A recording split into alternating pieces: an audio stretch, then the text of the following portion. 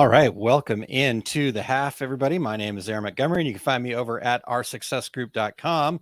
This wonderful gentleman sitting next to me is Mr. Erich Campbell, and you can find him at erichcampbell.com. Erich, welcome to this side of the screen.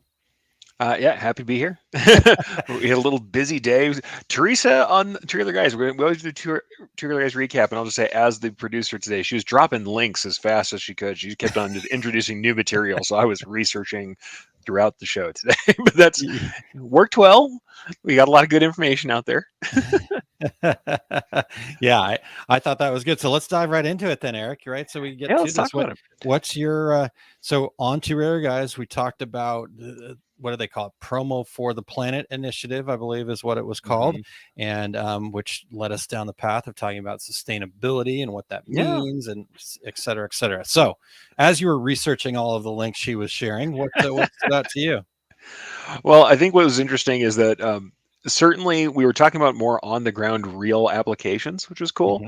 But if you didn't catch up with it, Teresa talked about a lot of the different ways that people are kind of working through sustainability and trying not to engage in the process of greenwashing, which is where we pretend something is sustainable or eco-friendly but isn't. And I think some of the great things she brought up that I just want to reiterate here are that we should be talking to suppliers if that's important to us, especially if it's important to our customers, because then we don't want to be the last link in the chain of selling them a product that's not actually sustainable if that's important to them. Certainly, I think the hard part for all of this, for all of us, and we didn't really cover this, is that everyone says they want to be sustainable until you mention the price. And I know this is a terrible thing to admit, but a lot of people haven't been there. I think, however, that we're starting to get past that to a degree, because the sustainability has now become not only focused on like I said, the big attention grabbing headlines of what people are supposedly doing. Now sustainability is also about what we talked about today, which is kind of the circular economy. Yeah. Which there's a lot of different facets of the circular economy concept. I think the stuff that's important to us as apparel decorators, as people who are mostly in that space, though certainly hard goods and everything else are part of this as well. We're talking about putting out products that are of a higher quality. They're intended to have a longer lifespan, and that either have some sort of content that's recycled or eco-friendly, or has some other benefit to it in that respect, or we have a distinct concept of where it's going to go when it's not being used anymore. And I think that's interesting stuff. And I think honestly, with us, it's difficult to necessarily jump all the way into every single part of this without changing our perspective. I know in the embroidery world, funny enough, I've had lots of people reaching out to me for patch creation, and we've talked about this on the show before, because they're using it to cover up existing logos on other, what we used to call brand fill items. I mean, I'm stealing from Jeremy Picker again, of Picker Creative, but items where they hand out all this stuff. It's you can use it now. So. That's right. That's right. Two Other Guys rules here, right? We're in that segment, so I credit you once, and then forever more it was mine. After that, it's all mine. That's Terry Combs' rule, isn't it?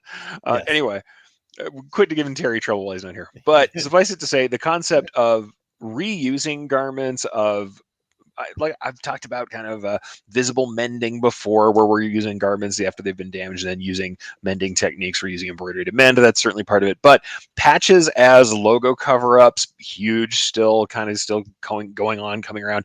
The thing is, people then look at that and go, all right, in a commercial space, how do I make money from that? How do I make this reasonable for me to do as a person? And then that's where it gets hard. Luckily, we do have lots of suppliers who are coming up with post-recycled content. We are coming up with people who have other ways that they're giving back. She highlighted various plans and programs where there were verifiable chains of tree planting. And that's the other thing people have issues with, is that all of these carbon offsets and stuff, if you're not very careful with who's providing those, it may just be a bill of sale. They tell you that there's a tree planted, but if you can't track that or find out more information, or know the history of that company, they may or may not be doing that for you. And then that's greenwashing. Yeah.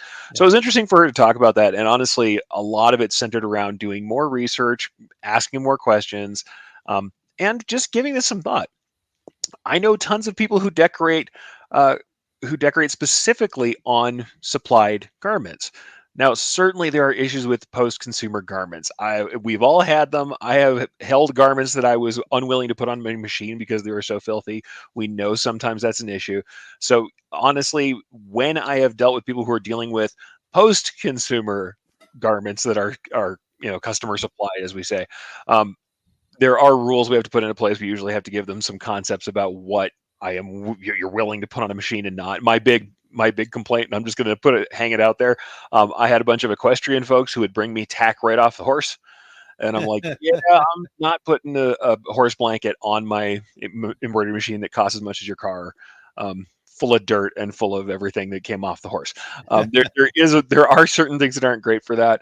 However, for most folks, a laundered garment, it is something we can work with. And I think there's room for that, especially for the small home office decorator, the third bedroom decorator, the cottage industry, offering the concept of, I can create cover up applique, I can create patches and attach them, I can do creative reuse. It might be an interesting stream of revenue to try out. I mean, to dip into, just say, hey, I'm doing this as a way to create a space for reuse. And honestly, the other thing is, people who provide boutique services, you are already kind of set at a higher cost or a higher price that is justifiable because of your creative input. Why not then buy into the other part of this circular economy thing, which is, we're going to make a higher quality garment that's going to last you a long time. So let's decorate it in a way that, works for you. And the other thing I've talked with people about is setting up Velcro patch systems where people can trade out decoration. That's another thing that's been coming up, where I helped a couple different people do both hat and jacket Velcro systems that they put together so that they could, Velcro, I should say hook and loop. Velcro is a trademark, but hook and loop being the way that we often say it, hook and loop connector. We've done those kind of systems where we have things that can trade out, where we can take garments and take off the decoration very easily at the end of that span of life for that, or reuse it for future decorations. So, I mean, there's a little bit of forethought, a little bit of investigating what's going on into the companies that you're working with, and certainly just a little bit of consciousness about what's going on is useful. And I think we're going to find, as new generations become part of the workforce, they care less about the trappings of things, and they care more about what's beneath it and what matters.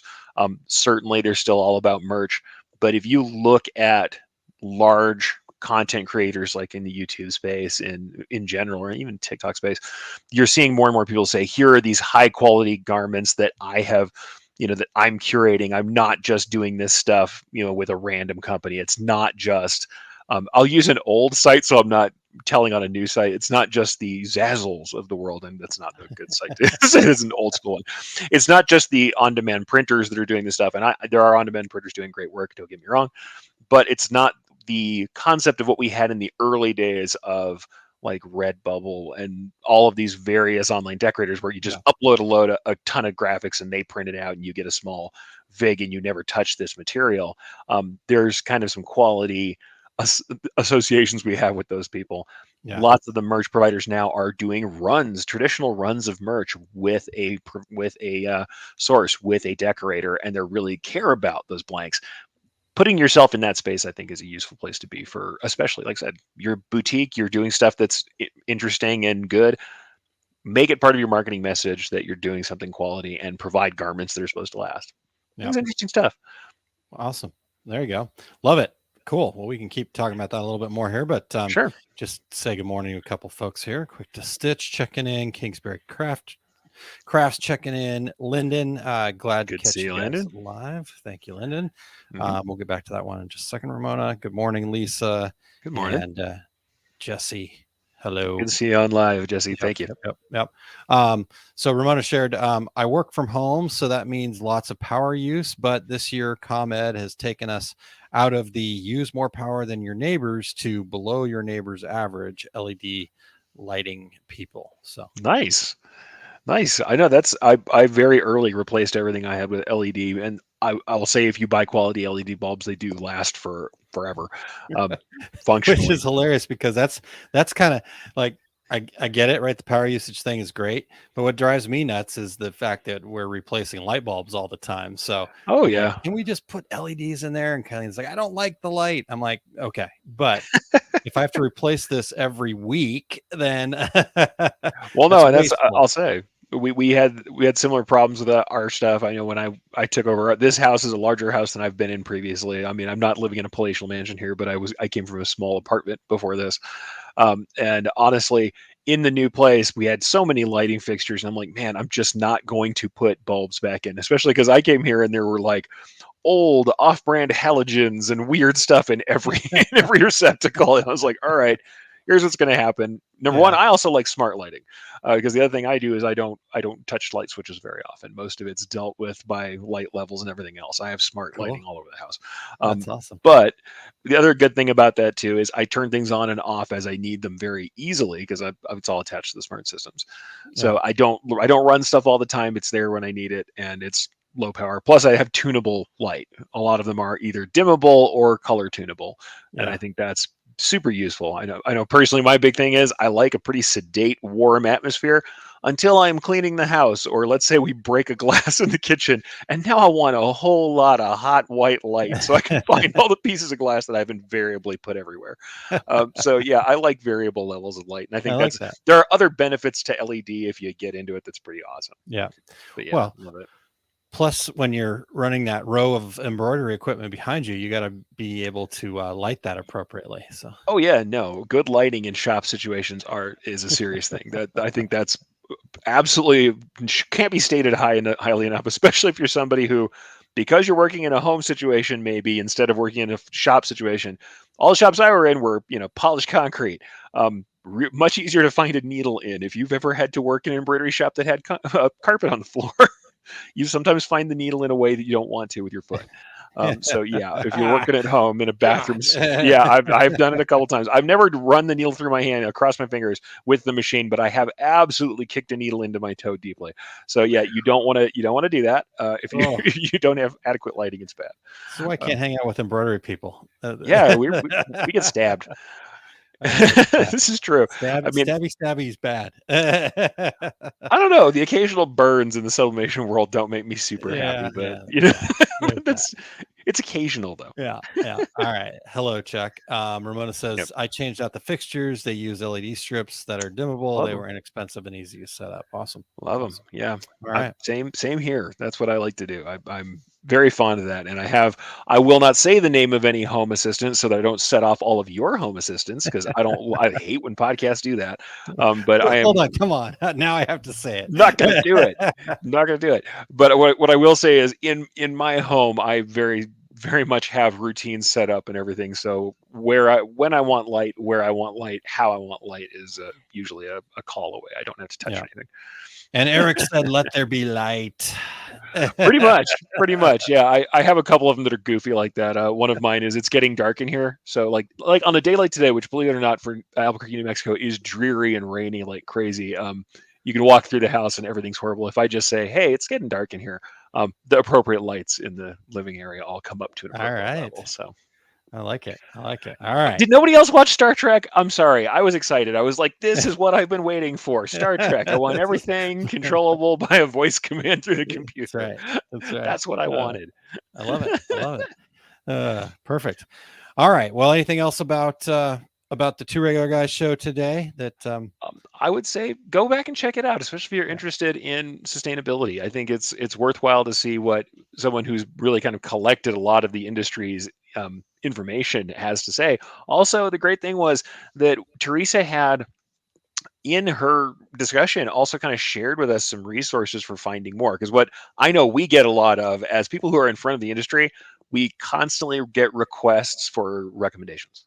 Constantly. Can I find a printer who does blah?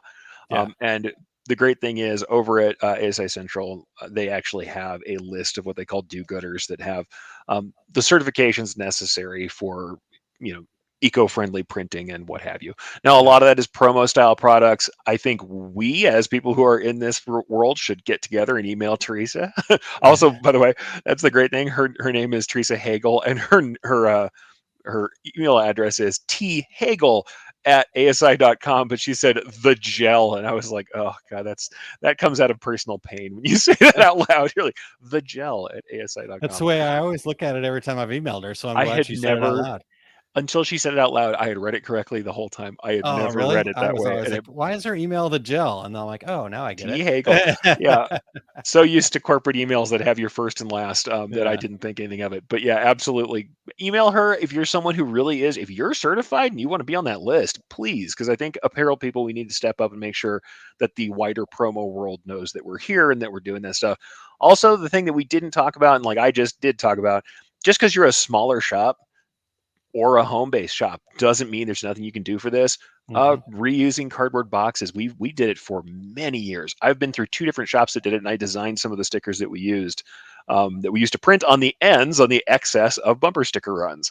When we were doing flat bumper sticker printing, when we had excess paper that wasn't going to trim out right, I would print extra stickers that said, here's a creative reuse box. This is why you're getting a box that has other people's logos on it. We did it for many years. So reusing packaging material, the first, and I'll say this, the first step to any, like the whole reduce, reuse, recycle, those are in order of kind of importance to a degree. Don't buy extra packaging and crud if you don't need to. When you get it in house, use it a second time. The more times you use it, the less times we have to make that object. Yeah. And then thirdly, worry about recycling. And by the way, the other thing she pointed out, absolutely true. Just because it has the happy recycling mark, whether it's the EU one or the US one, just know little circular or triangular arrows don't mean the thing is actually recyclable. Some of them can literally have that symbol on them that says no inside of it because it's not recyclable. So just looking at that, or if it has multiple numbers in it, your city may not take the number plastic that is in there in whatever packaging it is in your regular recycling bin. Knowing that is important. Hmm. So Like good it. takeaways. Good Yeah, takeaways. definitely. Some great takeaways there. All right. Well, if you guys have any questions, please go ahead and pop them in there for us. We'll get to that. I know we kind of normally have a little bit of a thing here. I don't know. I've been thinking about this. Sure. And so I'm going to open up a can of worms here. I know I am. And I don't Go know if I for it. should or not, but you know what? This is what I do. So I wonder if our part of the industry, right? So this was Sure. talking from the promo product side. That's where Teresa comes from, Mhm. ASI and that world. Was there correlation? So we did not have a whole lot of live viewers today, That's right? true. That's And true. so I wonder if we're behind the times as apparel decorators. I think we are and we aren't. It's the thing that I said earlier. Okay. In my opinion, at least, I'm going to go ahead and say my unqualified opinion. And as you guys know, I've worked on both sides of the industry, and I am not in a shop right now. Fair for me to say that. So Yeah. you can call me out if I'm wrong. But in my history of working with this, I was around during the first flourishing of the concept of the green products for sure. Mm-hmm. And when we did this stuff, it was invariably, and funny thing, this also goes along with USA Made, by the way. When people get like, we're going to do local production. And so here's the thing, whatever side of the aisle politically you're on, I'm going to say somebody who's in your camp has subscribed to a goal and then abandoned it once they saw the price tag. I know it sounds awful, but it's like people will say, oh yeah, on the left, it's all sustainability. And on the right, it's all US first, America first. Both of y'all, when you come into the shop and order shirts or order hats and you go, I want X, either ecologically made or US made, the instant you see the bill for it, somebody will go, oh, well, that really doesn't fit in the budget. And I still need to have 300 of these. And I don't, is there another option? That's the code for, I'm not going to go through with it, is, do you have other options? And I heard it so many times that I still feel like it's a little unpopular. People don't see, and that's both sides of this, because I think also local production is part of this. Local production, funny enough, you want to talk about America first or what have you, fine. But local production also means that we don't ship the thing all over the world on boats and planes and what have you. There's a lot of overlap here. But I think the problem is either that people aren't marketing it well enough, or that they don't actually care about it and they just want to stamp on it. And when that's the case, then it's really hard to make that case. And honestly, the race to the bottom that we've all done over the years that we've been fighting against, pulling our prices lower and lower so that we can compete with people who are doing bargain basement pricing, I think it all feeds into this. Yeah. I mean, and like I said, that's a kind of a dim view of it, and I apologize if it sounded kind of negative, but this has been the case. I've helped work up Because you guys may know that I also did e-commerce. A lot of the e-commerce did were company stores, and many times a company, and I'm not going to call out any companies, of course, companies would come to us and say, "Okay, we're building this company store. We want all these cool gifts. Can you give us some eco-friendly options?" And then we would give them the piece price, and they go, "Oh, is there anything else we could do about that?" Which, Yeah. like I said, invariably meant we are back to overseas suppliers and doing everything kind of by the book as we always have done. Yeah. I think that's changing. Like I said, Yeah. I believe it's changing. I believe more people care. I'm seeing more companies offering more options. I'm seeing people care more. But I still think, and I know as embroiderers, I know we are always a little bit back from the printers as far as kind of technological advances and changes. I think we always have been, or at least traditionally have been for some time. Hmm. I don't know if it's the same with apparel printing in general, but I do feel like we maybe have some space to catch up and probably some space to market this stuff.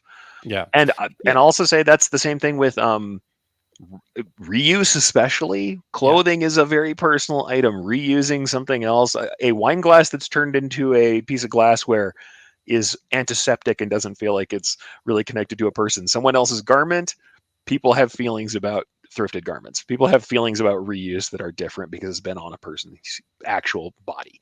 And I think Yeah. that really does make a difference when you're talking about the absolute end of that spectrum where we're talking about reuse. Yeah.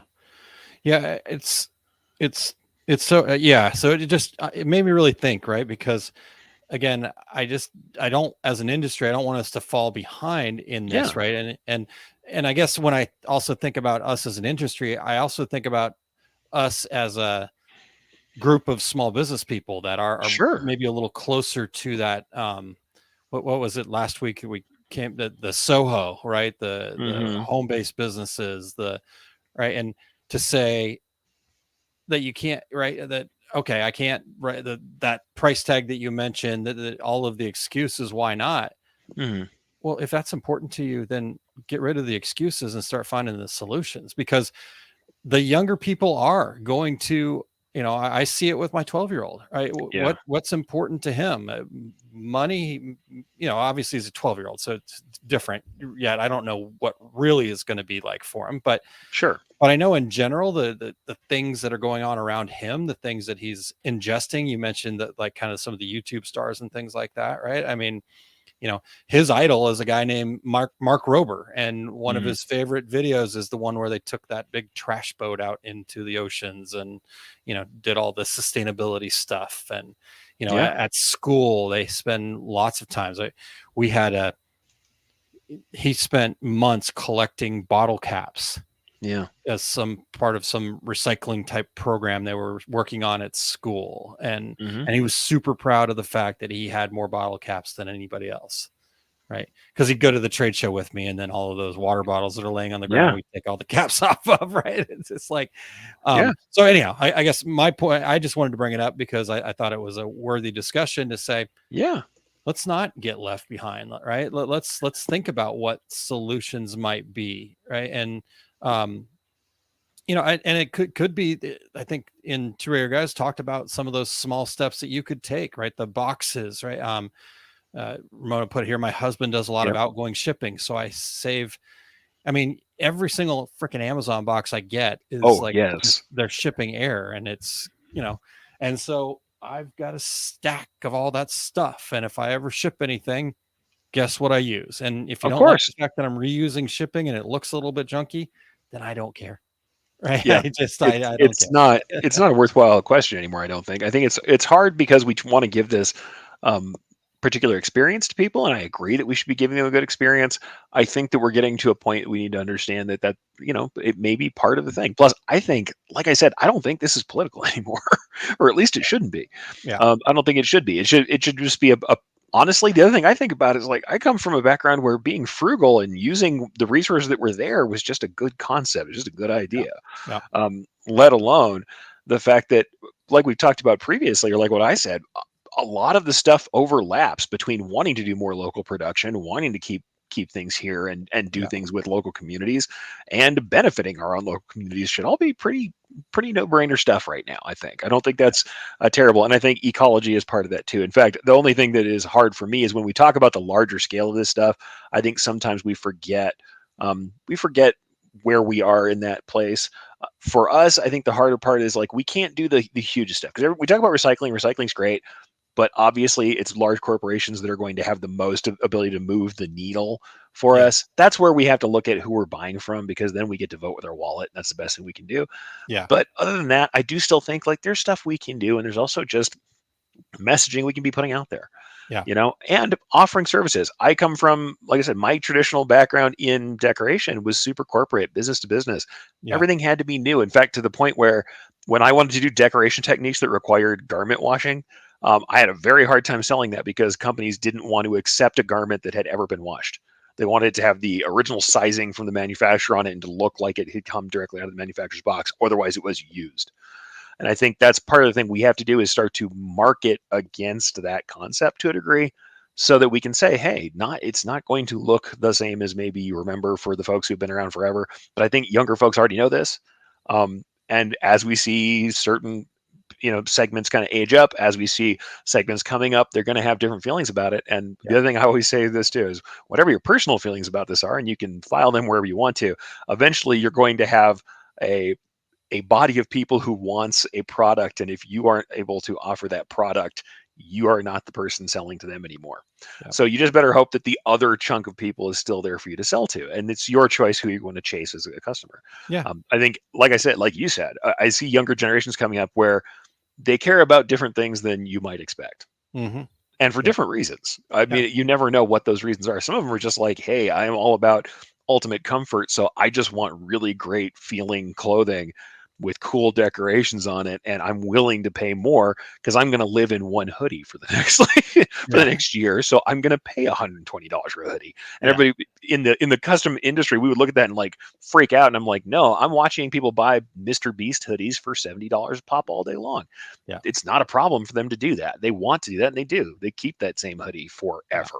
And if it's a high quality garment, it's possible. But then we also make more markup on the initial sale. We just have to think about it that way. And in the promo industry, I think you had a really good point. Number of impressions. If you keep something for years and continually wear it and it's good quality and somebody loves it, the number of impressions, the number of times somebody sees your message just goes up and up and up. Yep.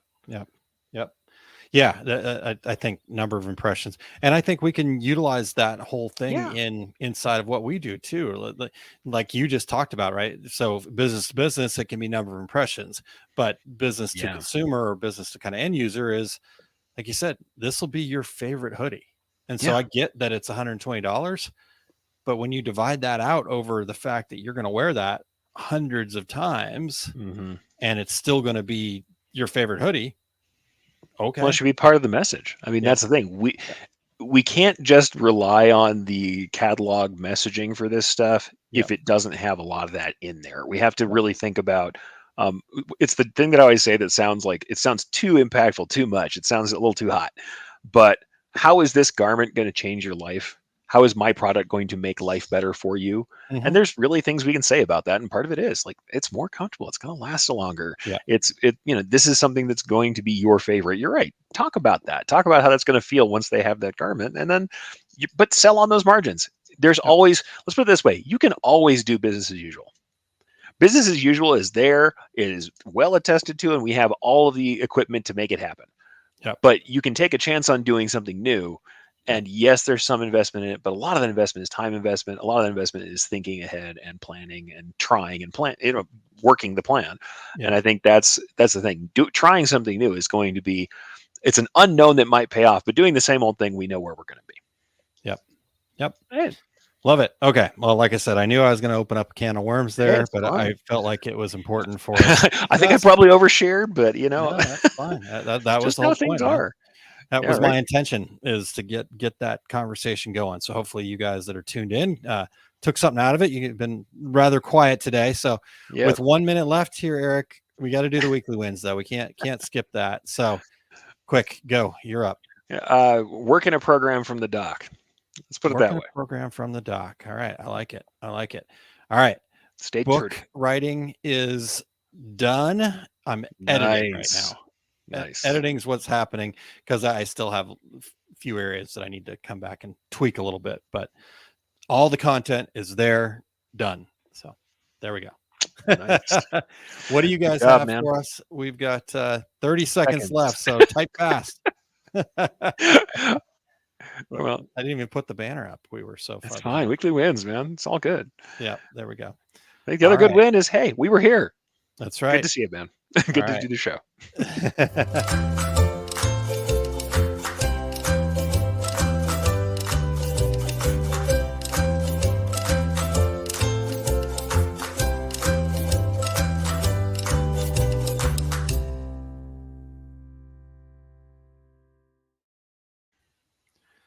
Big jobs this week. Ramona says, have a great weekend. Waste not, want not. I love it. All right, you guys, have a great rest of your weekend. Go get them, folks.